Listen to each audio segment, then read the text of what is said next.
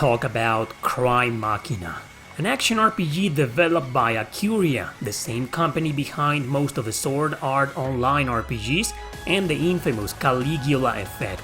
Available on PS4, PS5, Switch and Windows, this is a science fiction futuristic game with an all-girl cast. This review is based on the PS5 version with a digital code provided by NIS America.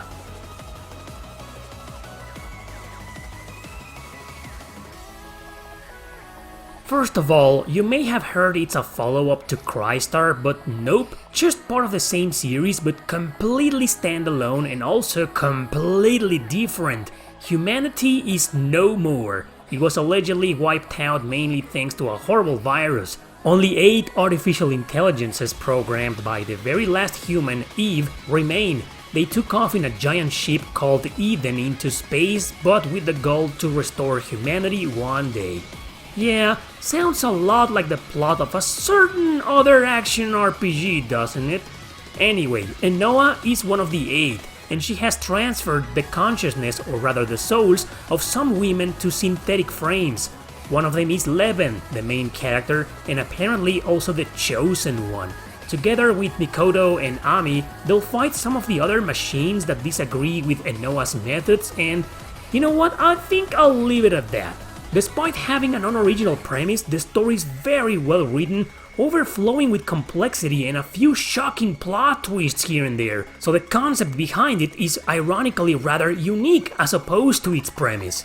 Graphics look gorgeous, not exactly AAA but impressive nonetheless. I dig the character design, which is sexy without going overboard, with the 3D models looking beautiful. If you think the dungeon design is bland, it's because the entire game takes place in the ship. However, slowly these dungeons start getting more interesting and diverse. Music is alright, a few themes stand out, especially for being a mix between charmingly calm melodies and lively techno beats for battle.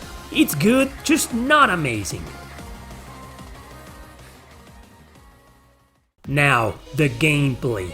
After watching cutscenes and dialogue, you'll always start in this menu-based screen. Here, you can level up Enoa's abilities, which help both actively and passively during battle. But you need ego points to do that, and most of her abilities usually cost a hell of a lot, especially since you only get a few points after every mission, but you also get points by leveling up your 3 fighters. That's right, unlike Crystar which had 4, this one only has 3. Obviously, you use experience points to level them up, but you also use ego points to increase their parameters. Yet another way to get ego points is by watching these little dialogue scenes between the girls. They're very short, don't worry, you won't be ambushed by tons of chit-chat. Some of these scenes are mandatory to progress with the story, others are optional, but all of them give you 5 points of ego each. Did I mention that the story was complex? Well, the gameplay itself is even more complicated than it. And that, my friend, is quite the sharp, double-edged sword. The game never explains what these parameters do, but you can figure some of them out by yourself. For instance, the main one below their stats needs to be increased so the girls can equip higher level weapons. Weapons that, well, take a look at them. You have the one for ammunition, 3 more that affect their stats, basically being their armor, and their 2 companion weapons. Each of these come with their own stats and can be equipped left and right. Also, each comes with a set of 3 skills that can be only used by meeting certain conditions in battle, but thankfully there's a default skill you can activate with the triggers at any time, each with a short cooldown effect. Only one girl can be sent to a mission, and the majority of the time you won't be able to pick your favorite. My favorite character was Leven herself, the protagonist, but my favorite fighter was by far Mikoto. Leven uses a lance, Mikoto a sword, and Ami an axe. Mikoto is the most balanced of them all and the fastest character. Leven is hard to control and kinda weak, while Ami is the most powerful but also the weakest in defense. And no, you cannot switch between them like you did in Crystar. You're forced to beat the entire dungeon and the boss with the mandatory character, so you better learn how to fight with each of them. You can repeat any mission you want or discover random stages by inputting random codes. No matter what, main mission or not, they're all very short with just a few enemies here and there and the boss fight right away. As a result, this game can be pretty short, beaten in about 15 to 20 hours max. There's no difficulty settings, just the option to turn on the casual mode, but we'll get to that in a bit. The last thing to explain is the combat itself. It's basic hack and slash, but with the aid of the left and right weapons that I mentioned, which are incredibly useful and can really make the difference, so try out different ones and stick to the ones that are more convenient to your style. Fighting is quick, fast-paced and chaotic, but also, yeah, you guessed it, Souls-like. You can't just beat the crap out of enemies and bosses by button mashing your controller, you have to be very careful on how to move and fight. There's even a strong emphasis on evading attacks at the right time to trigger a powerful counterattack. Bosses are epic and often vary in styles and patterns, making them more diverse and less dull to fight. Now, I'm pretty sure everything so far sounds awesome, maybe it's somewhat confusing but still awesome, right? Well, I suggest you hold your horses because here comes my big rant. First and foremost, let me give you a fair warning. This is a Yuri game.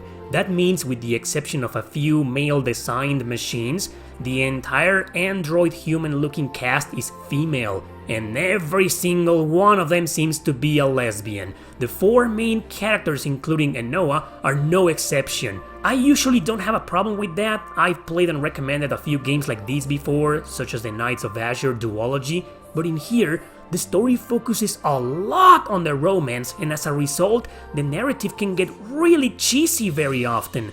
What I'm trying to say is that it's so in your face, it eventually starts to get annoying. Even if there were guys and the girls were straight, I'd be here saying the same thing. It takes a big chunk out of the seriousness of the dark and disturbing plot twists by throwing romance melodramas and dumb jokes at you all the time. I couldn't connect with any of these characters at all. But the real negative thing here comes straight out of the combat. I have a lot of problems with the gameplay design, especially with its complex stats and parameters, and the convoluted leveling and equipment system. You get weapons and armor, some of them in form of personality data, by defeating bosses or finding them around.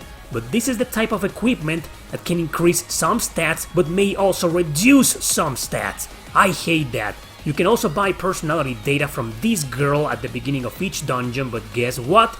They cost ego points. My biggest issue though is that I never figured exactly how to fight properly. And since I'm pretty lame at exploiting evasion maneuvers, I died a heck of a lot. So let me tell you right off the bat, this is a grind fest. And it's annoying because, just like in Tactics Ogre Reborn, you get a level cap per chapter. That's right, you can't increase your level anymore once you get to a certain number. And if you think casual mode is gonna save you, forget it. You do kill everything faster, that's true, but the enemies kill you just as fast on either mode! So many goddamn cheap deaths in this game, so many unjustified one-shots. Very often enemies or bosses kill you instantly for no damn reason, other than to pretend to be a fast-paced Souls-like. In other words, it's an extremely unbalanced game, equaling a freaking mess. Controls are fine, don't worry, but the camera and locking onto enemies can signify your doom if maneuvered wrongfully. It's like the game is forcing you to be incredible and flawless during battle, otherwise you'll die in just a few hits. And no one can help the girls with a few abilities, which are useful, but they're very limited. Unless you get a lot of ego points somehow, obviously by grinding often, to increase the amount of uses of each. She can heal a big chunk of your health, but you can't replenish this ability. And like I said, it takes forever to have more uses, so you'll be stuck with just 1 or 2 per entire mission. Same with the Awaken ability, which makes your girl briefly overpowered and immortal. But it ends quick, and no, it really doesn't make the difference with the bosses. Did I mention some of them aren't fun to fight? Casual mode or not, walking the park or not, they are quite annoying. So while I praise the diversity in boss design for some, I loathe it in others. In conclusion, Crymachina is a very cheap and unfair video game. Why add a casual mode if you're still gonna die in 1 or 2 hits? Why force the player to get good when they're still gonna die in 1 or 2 hits? One mistake and you're dead! It's really hard to fight in this game because it's so chaotic, hard to know what's going on sometimes during battle. It wants to be just as fast-paced as Nier Automata, but also as technical and strategic as Demon's Souls. It just doesn't work. And this is the perfect example on how not to mix those two styles of action. I know I sound very angry, but I still like this game and finished it. Let me remind you that I'm the type of player that never forces himself to beat games he doesn't like. So despite being a convoluted train wreck of a game, there's still a lot of good to be found and enjoyed. I can't say that I strongly recommend it because I know for a fact it's just not gonna be for everyone. My suggestion is to try out the demo to see if it's convincing enough for you to buy the game on day one, or wait for the price to drop considerably. Last but not least, can I give you a small tip for the true ending? No spoilers, don't worry. Once you beat the game on any mode, move Enoa in the main menu. Yeah, that's all I'll say to avoid spoilers. You can thank me later.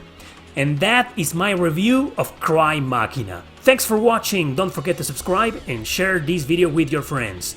See you next time!